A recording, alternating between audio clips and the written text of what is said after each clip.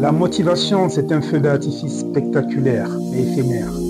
Tu t'es déjà promis que cette fois serait la bonne, que tu allais tenir.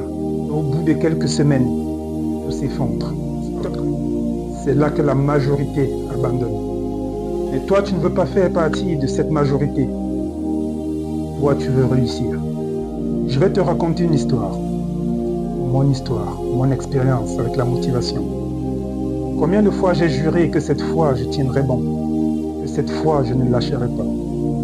Je me suis inscrit à une salle de sport, motivé comme jamais. La première semaine, j'étais inarrêtable. Je m'entraînais dur, je sentais l'adrénaline monter à chaque séance. Et chaque sueur me rapprochait de la meilleure version de ce que je recherchais. Au fil des jours, quelque chose a changé. La fatigue a commencé à s'installer. Les courbatures sont devenues plus intenses. Et surtout, les excuses ont commencé à s'accumuler. Il fallait bien que je justifie la raison pour laquelle je ne devais pas y aller. Pas aujourd'hui, je suis trop fatigué. Demain, j'y vais sans faute. Un jour de repos, ce n'est pas si grave, non? Bref, je n'ai pas le temps aujourd'hui. Puis demain est devenu un autre demain. Et bientôt, ma carte d'abonnement est restée dans le sac. Ce qui est drôle, c'est que je continue à payer mon abonnement, même si j'y allais plus, comme un rappel silencieux de mon échec. Et un jour, alors que j'étais dans ma voiture, garée devant la salle, moteur éteint, je me suis posé des questions, et ces questions ont tout changé. Pourquoi j'avais pensé? Pourquoi j'étais là? Pourquoi je voulais être en meilleure forme physique? Et là, j'ai compris une chose essentielle. La motivation est une illusion.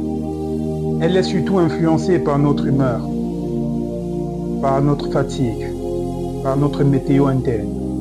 Bref, elle est capricieuse. Ceux qui réussissent ne comptent pas sur la motivation. Ils ont compris la discipline qui entretient le feu. Regardez les grands champions, tels que Cristiano Ronaldo, qui ne s'entraîne pas uniquement quand il a envie. Michael Jordan, qui ne s'arrêtait jamais après un mauvais match. Serena Williams ne disait pas « Aujourd'hui, je suis fatigué, j'irai demain ». Eux, ils agissent, qu'ils soient motivés ou non, parce qu'ils ont un but. Donc de te demander si tu es motivé.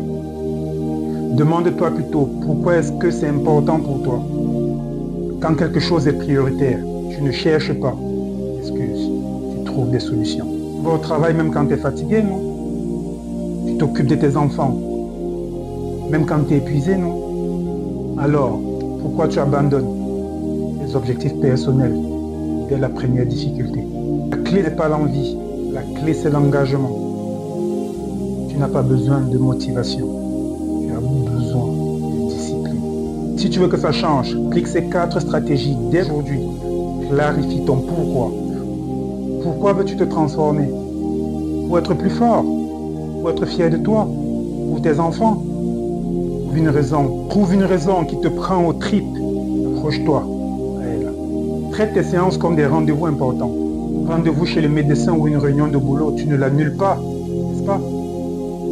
Alors, avec tes engagements envers toi-même, avec la même rigueur. En 3, commence petit. Même 10 minutes, c'est mieux que rien. L'important est de créer l'habitude.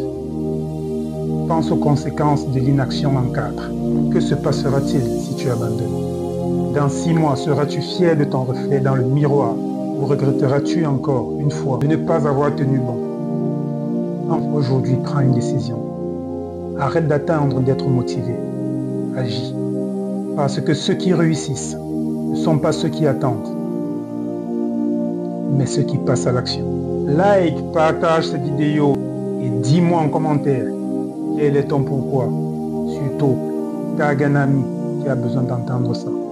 Maintenant, lève-toi et fais ce que tu as à faire sans attendre la motivation. À bientôt.